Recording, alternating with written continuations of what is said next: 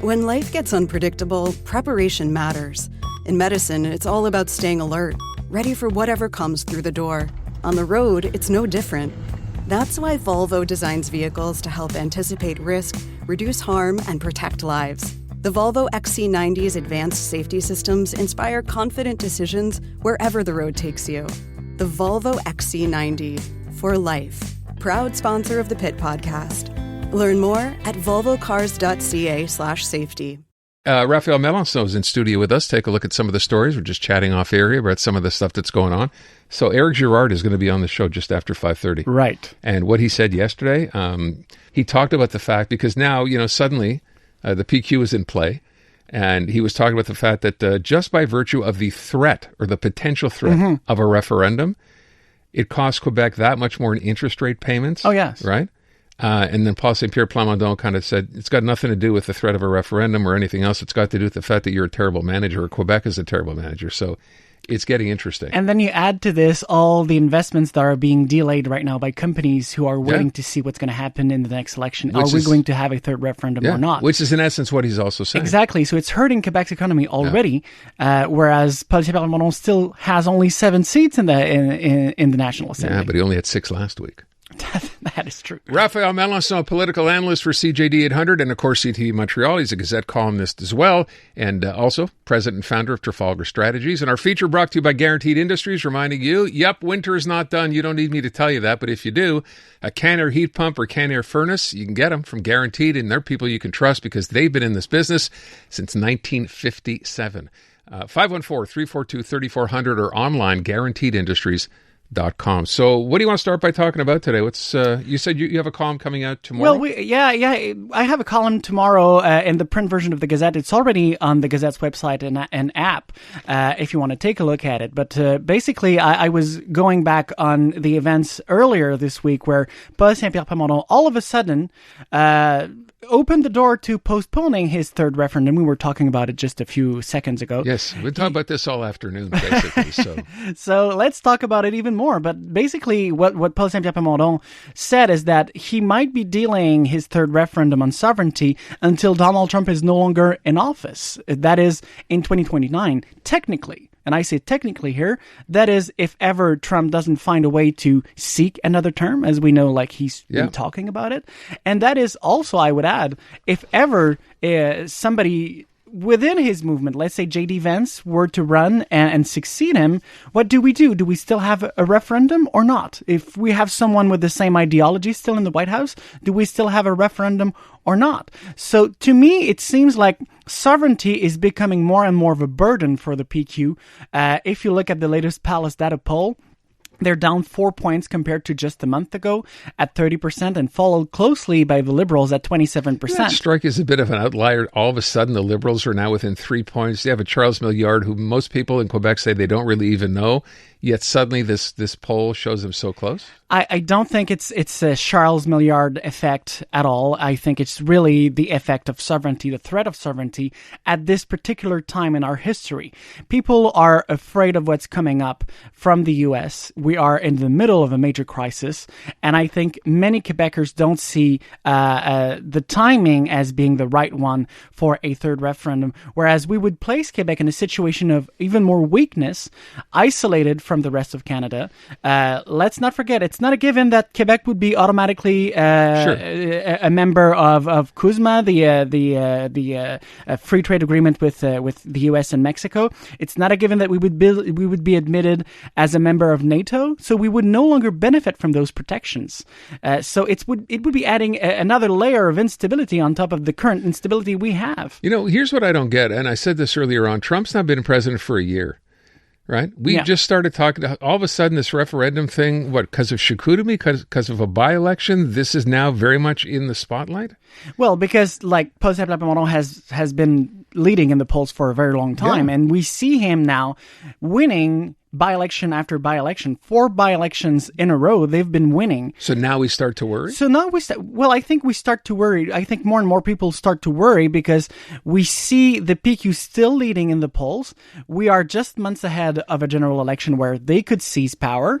And if they seize power, then they're going to launch, they committed to launching a third referendum on sovereignty in their first term. So that's the threat. The threat is not necessarily the PQ forming the next government. The threat is the next government, if led by the PQ, going into a referendum campaign on sovereignty. They won't win it. Anyway, if you look at the just last week, Angus Reid, only 27% of Quebecers would vote yes in a referendum, and out of this 27%, only 15% are hardcore sovereignists that are convinced they would be voting yes. The rest is a bit shabby, so they could go either way. They could be convinced otherwise.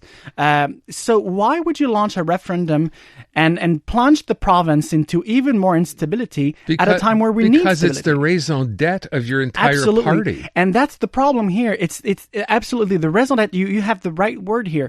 So its first article in its constitution, the PQ exists solely to make Quebec an independent country, and it's also the first thing that bars a lot of people from voting for the PQ at the moment, and it's the only thing that's more repulsive to a lot of Quebecers. So that's why people are looking for alternatives, and they're turning right now, yes, to the Liberals, as we have seen 27% in this week's Palace Data poll, and in Chicoutimi, for instance, they're looking for alternatives. If the CQ is no longer an alternative, a suitable alternative at the moment with no leader, then it seems like a lot of people in Chicoutimi saw an alternative in the Quebec Conservatives led by Éric Duhaime with 26%. Quite an impressive score, I would say, for a party that had absolutely no roots until now in this region. So it's funny you brought that up. My next question would be, and I mentioned this yesterday, so Éric Duhaime, the Conservatives did remarkably well, as you're saying, for a place where they had no roots. Éric Duhaime has made it very clear he does not want a referendum. But when the question was asked of Éric Duhaime, would you vote no in a referendum, he wouldn't answer. Oh, I believe he used to be a sovereignist, but that's the personal position of the leader. I mean, you have the same ambiguity with François Legault. If there were a referendum tomorrow, would François Legault vote yes? Probably, but he's not the one who's going to launch it. That's the most important. If you become premier tomorrow morning, are you going to launch a referendum on sovereignty or not? And I think that's what people need to be informed of. And it's quite obvious to me that would never happen under a very hypothetical government led by Éric Duhaime. But so far, what we see and what we have seen this week in Chicoutimi is that the Conservatives are picking up some momentum in certain regions of the province, and that leads me to believe that we might see a 4-way race on the provincial stage in the general elections. And who does that help the most? Very good question, Aaron. If I had a crystal ball, I Let's could tell say you do. I believe it could. Well, it all depends on the choice of the CQ, who is going to be their leader. And today we have a new poll showing that obviously the right choice right now in the minds of the majority of CQ voters, but also in the minds of a majority of Quebec voters, would be Christine Fréchette. So if they go with Christine Fréchette, then anything can happen, because if the vote is split between 4 parties across the province, then anything can happen. That means, first of all, we might have a minority government. There's no majority in sight if the vote is split between 4 parties equally. And the second is that any party could seize power with somewhere between 28-30% of the vote. Imagine that, huh? So, yeah, that's a crazy situation. It's something I have not seen in my lifetime in politics.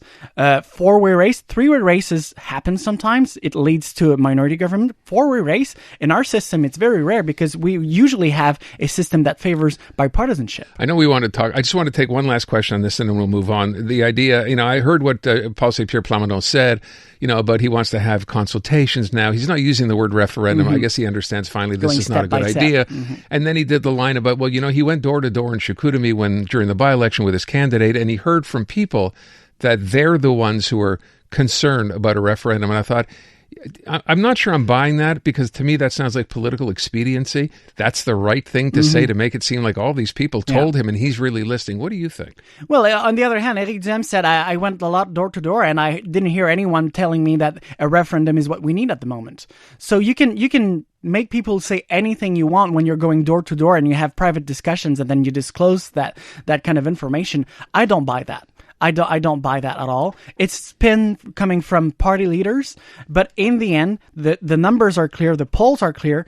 A vast majority of Quebecers do not want to have a referendum, and if ever we were to have a referendum, it would be a losing referendum for the sovereignist side. Last thing, I don't want to run out of time. You brought up Bernard Drinville. So yes, there will be a third debate, something he had asked for that originally Christine Frechette said, no, I don't want it. Now there is going to be one. Right. This weekend, you said, right? Saturday. It's going to be a crucial test for Christine Frechette because we know Drinville is a good debater. We've seen him in previous races where, you remember, he ran also for the PQ leadership at the time. So we know he's a good debater, but it's a big test for Christine Frechette because it's going to be the first time we see her debating in a national debate. And this is happening. It's the first debate. It's on YouTube this weekend on Saturday at 4 p.m. They were supposed initially to have only 2 debates in late March, so 21st and 28th of March in Quebec City and Laval. Drinville really wanted to have another debate. For a long time, Christine Frechette refused to agree to that. In the end, they're going to have a third debate, an earlier debate this time. And I think the reason why she refused it is because specifically she's leading right now. So she's playing safe. She doesn't need to take risks like that. Whereas Drinville wants to try and turn things around as soon as possible. You mentioned a new poll that shows her lead continues, right? This is a fairly new poll today. Her lead continues. Well, actually, it's very interesting to take a look at it because it's the complete opposite for the two candidates. On one side, Drinville has 55% of negative opinion among CQ voters specifically, against 24% of positive opinion, and it's the complete opposite for Christine Frechette. So she's got 51% of positive opinion and only 24% of negative opinion. So it tells me that right now she's the choice of a majority of CEQ members, and that's why Drinville really wants to have that debate, is because he tries to gain momentum at the moment, and he's coming up with some interesting proposals. I mean, last week when he came up with the proposal to get rid of the permanency and the lack of accountability of public servants, this is the kind of thing that appeals to CEQ voters most of the time. So he's trying to bring some energy to his campaign, and I feel like if he's having a good debate this Saturday, if it's a total catastrophe for Christine Frechette, that could maybe turn around. Raphaël Melançon, Raph, thank you for coming in. The newest tracks. Let's go. New music. And the next big thing. Always on the new music first. Your first place to hear it all. 'Cause you gon' like it, love it, wanna play it twice. Playing now. iHeart New Music.